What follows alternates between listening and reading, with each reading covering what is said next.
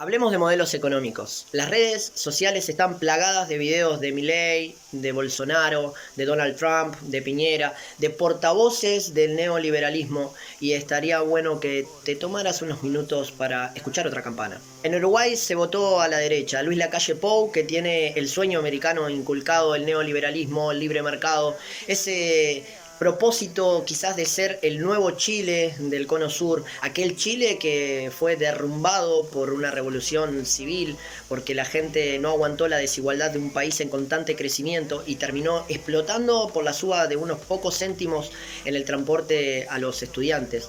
Pero eso fue la gota que derramó el vaso. La idea se trata de tener la menor presencia del Estado en todas las cosas. El libre mercado regula todo, regula los precios, regula el trabajo, regula la oferta y la demanda de todas las cosas. Esa es la visión que ellos tienen. Lo cierto es que los mercados se planifican, el costo de las cosas se calculan y se predicen, principalmente a través de los monopolios que existieron, existen y quizás existirán siempre. Monopolios directos o indirectos como el que tiene de Narváez, aquel empresario del quereme, querete, votame, votate. Saludame, saludate, quereme, querete. De la Argentina, que es dueño prácticamente de todos los supermercados en el Uruguay. Lo cierto es que ofrecen puestos de trabajo con remuneraciones miserables, en donde los trabajadores son esclavos de trabajar para apenas alcanzarle a comprarle los productos que ellos mismos venden y que el mismo trabajador fabrica. Explotación humana. El libre mercado no cree ni siquiera en los derechos de la salud o la educación. Modelos como el norteamericano o como el chileno, en donde los bancos te prestan plata para que estudies en las universidades que también son de ellos, para que te pases el resto de tu vida trabajando para ellos y pagándole el estudio que ellos mismos te dieron. Esclavos directos de quienes están en el poder. Así es el capitalismo, en donde vos no sos dueño de nada si no estás dentro de la rosca de producción, en donde si no tenés para pagar la hipoteca te quitan tu casa, en donde no tenés para pagar la universidad no podés estudiar, en donde no tenés para pagarte un médico o una cirugía o un remedio no podés acceder a una salud y terminás sufriendo las calamidades del servicio público nefasto que tienen países como Chile o Estados Unidos. Es el hombre lobo del hombre, esclavo del hombre. Es esa lucha interminable en la que herederos de grandes medios de producción siguen imponiendo sobre la gente las reglas del juego de toda la sociedad, en donde el capital es el mayor dios absoluto y el que define las normas de conducta hasta sociales. Pero de todas maneras ellos te hablan de libertad. El individuo es libre de hacer lo que quiera, a no ser de que atente contra otro ser humano y ahí se lo va a castigar. Mientras tanto, este tipo de políticas en hacer lo que quieras y si haces algo mal te castigo no invierte en prevención. Y por eso mismo los homicidios y los suicidios siguen creciendo a niveles abruptos e históricos en cada una de las naciones. Venden el modelo de que si naciste pobre, si naciste en una sociedad donde no podés alcanzar los recursos básicos y necesarios para poder vivir, tenés que esforzarte, trabajar, estudiar muchísimo y de esa manera vas a poder tener un trabajo mejor remunerado. Pero lo cierto es que en los últimos años en Estados Unidos el índice de personas graduadas ha aumentado impresionantemente. Vamos a un nivel altísimo de personas que están doctoradas en los Estados Unidos vendiendo hamburguesas en los McDonald's. El país aumentó los niveles de estudio y no puede bajar del 11% de pobreza en los últimos 20 años. Estamos hablando de más de 40 millones de pobres que existen en los Estados Unidos. Es toda la población de la Argentina. Es que por más que se llene de médicos un país y de arquitectos y de ingenieros, hay trabajos que siempre van a ser necesarios, útiles e indispensables. Los obreros de la construcción, los enfermeros, los policías, los bomberos, aquellas personas que realmente son indispensables y que los vemos, por ejemplo, en tiempos de pandemia, pero que no son indispensables ni importantes para el mercado capitalista, porque justamente esos trabajos son los peores remunerados. El tener un nivel alto académico en un país no te garantiza el éxito. Lo que sí te garantiza el éxito en materia de educación es tener a las personas con buen poder adquisitivo para que sus niños vayan a estudiar en condiciones dignas, para que no reciban una notebook en la escuela y que lleguen a su casa y no tengan ni siquiera una mesa donde poder estudiar, ni siquiera acceso al agua, mucho menos al wifi, y esta es la realidad de millones de niños en el mundo. Está comprobado que aquellos niños que no tienen que salir a trabajar, que no tienen la presión de tener que estudiar una carrera para poder salir de la pobreza y que pueden desarrollar netamente los talentos para los que son buenos son los que terminan innovando. De ahí nacen los Facebook, los Google, los Amazon y tantos otros más que sí, bueno, estos que te nombré son norteamericanos, 1 en 300 millones de habitantes. Pero todos se criaron con las condiciones en las que pudieron desarrollar el sueño para lo que son buenos. Tenemos esa costumbre de machacar a los niños en lo que no les sale bien. Y ahí tenés a gurises que de repente, sin nunca haber tocado un instrumento musical, ya distinguen las notas musicales y lo pones a estudiar 4 o 5 horas por día matemáticas porque es flojo en eso y dale, que te dale con lo que no le sale bien, en vez de desarrollar el talento que tiene ese niño. Y es que con esta cultura del capitalismo de que tenés que estudiar para poder llegar a algo, la gente elige carreras solamente con el propósito de ganar más y no eligen lo que realmente quieren hacer. ¿Por qué? Porque tienen la presión desde chiquitos que hay que estudiar para poder salir de la pobreza. Las condiciones de vida de las personas mejoran el desarrollo de un país y no aquella madre que por ser obrera no puede darle lo necesario a su hijo para que pueda desarrollar una carrera, o mejor dicho, su talento adecuadamente. Ese no es el contexto en el cual nosotros podemos desarrollarnos como sociedad. Simplemente estamos impulsados por una inercia que nos lleva a siempre estar en la máquina de este capitalismo que cada vez le pide más a las personas y los ve simplemente como fábricas de poder producir. Lo mismo que pasa en la educación pasa con los suicidios, con las drogadicciones, con los problemas mentales, con la violencia. Es que se toma al individuo como un ser independiente y el individuo es un individuo colectivo, social. Es el entorno que condiciona que el individuo sea así y no el individuo en cuestión. Cuando se mejoren las condiciones en las que la gente se desarrolla y sobre todo en la pobreza, van a cambiar las conductas sociales también. Pero todo esto se puede ver solamente desde una política centralizada, desde un Estado fuerte que contemple estas cuestiones que no dan rédito económico, sino que son inversiones a futuro. Es horror para un neoliberalista darle recursos económicos a una familia que arranca 50 escalafones abajo en la línea de partida de la vida, porque eso sería populismo. Es para ellos un horror darle capacitaciones a las personas que no tienen para progresar, porque es gastos innecesarios de millones de dólares, o trabajar en el colectivo de la sociedad para recuperar a aquellas personas que están fuera de la línea en la que nos movemos. Entiendo que hay mucha gente que está fascinada con este discurso, por ejemplo el de Milei en la Argentina, pero ¿en serio creen que lo que Milei quiere aplicar es algo nuevo? ¿En serio creen que lo que la calle Pou está aplicando es algo nuevo? Realmente este sistema ha acaparado el mundo, se ha globalizado el capitalismo y estos son los resultados.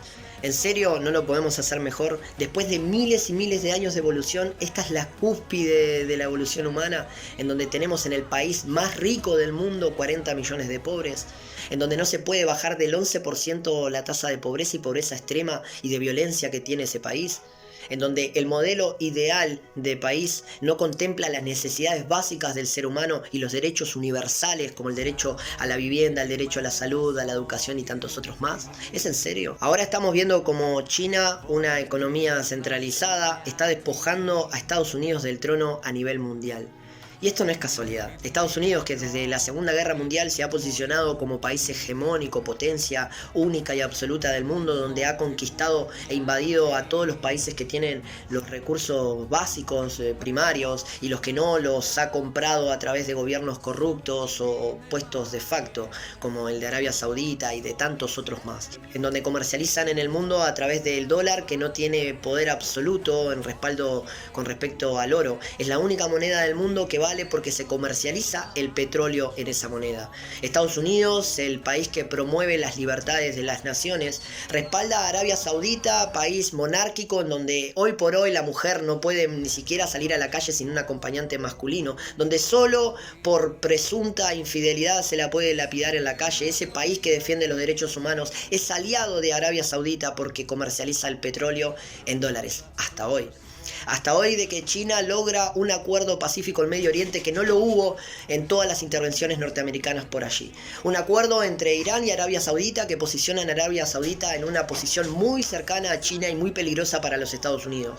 Porque de sumarse estos dos países dentro del BRICS, estarían ocupando la mitad de la población del mundo en tan solamente 7 países. Todo esto sin invadir un solo país, sin tirar una bala y sin hacer nada de lo que ha hecho Estados Unidos. Simplemente respetando a los otros países comercializando, haciendo acuerdos, inversiones económicas. La infraestructura que ha creado China a través de la nueva ruta de la seda en África y la inversión millonaria que ha llevado a esos países los han posicionado a nivel mundial como los número uno en el mercado.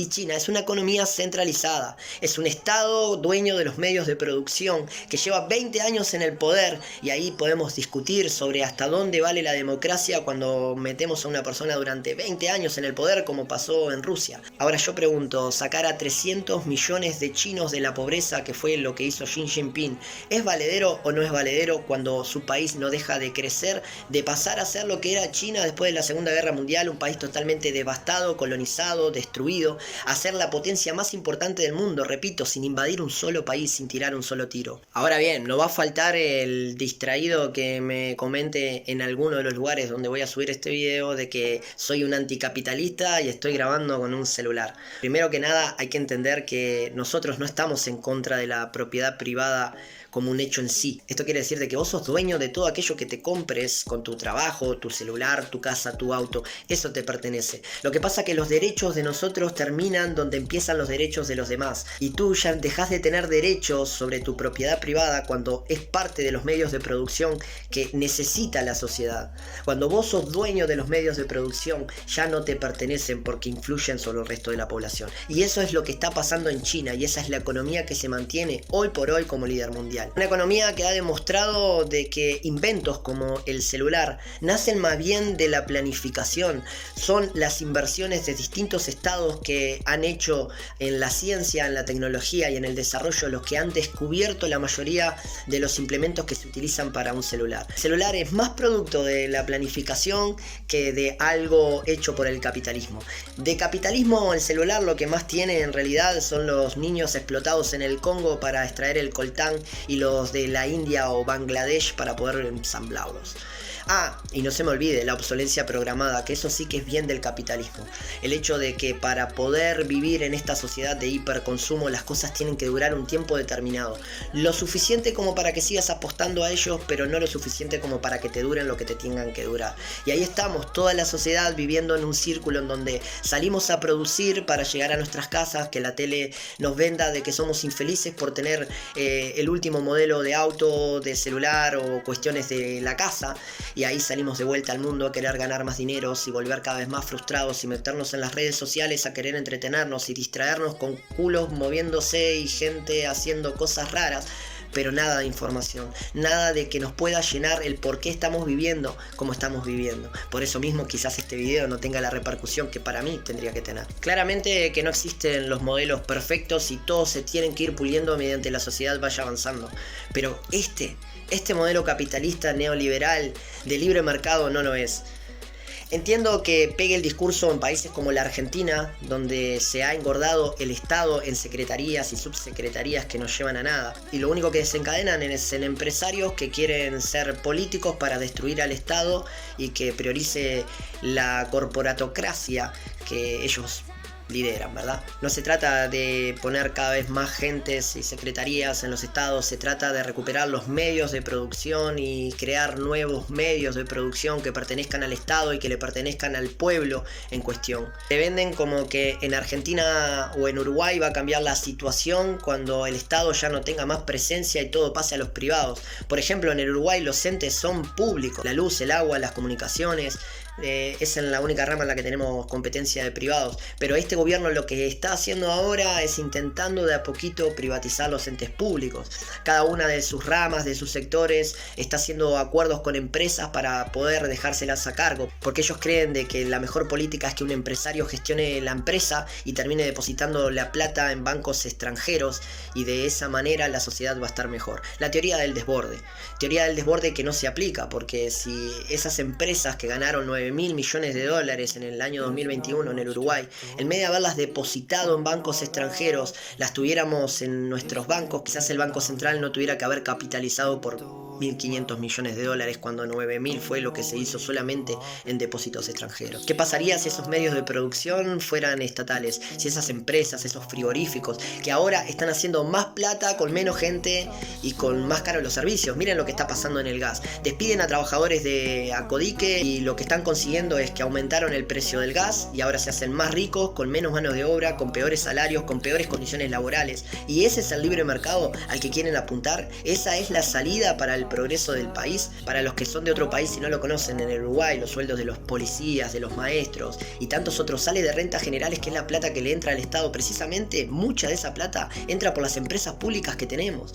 Nuestras propias empresas son las que se encargan de financiar las obras que son públicas y que no generan retribución económica.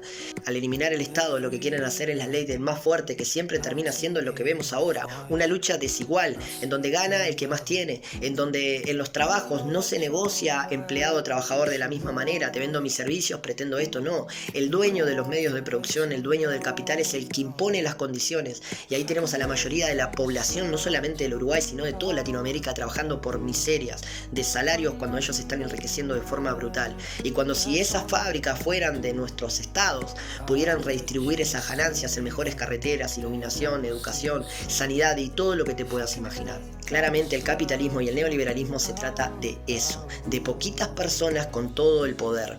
Y por eso mismo no les sirve una economía centralizada. Y por eso mismo una economía centralizada que encima esté en manos de personas que la saben llevar a cabo, y una potencia como la de China termina derrocando en sí al capitalismo. Y no lo digo solamente yo, te lo dicen ellos mismos. Mirate este videito de Hillary Clinton contando cómo no pueden derrotar a China porque es una economía centralizada y porque el libre mercado, el neoliberalismo, no puede ganarle nunca a un estado fuerte. Ahí te va. China has disrupted the market. China is not a free market economy. We tried. We let them into the World Trade Organization. We sent our businesses over there. We made trade deals. They are a controlled, top-down economy. You will never compete and win against them unless you take back the means of... Claramente hay que destacar de que acá lo que debe priorizar siempre es la democracia, respetar a los pueblos soberanos que eligen estos gobiernos. Pero a veces no sé si realmente se elige objetivamente cuando encontrás 100.000 videos hablando del neoliberalismo y un video como este, 1 en 1.000.000. Y encima tan largo que la mayoría no lo va a ver. Pero para los que me vieron, gracias, nos vemos, chao.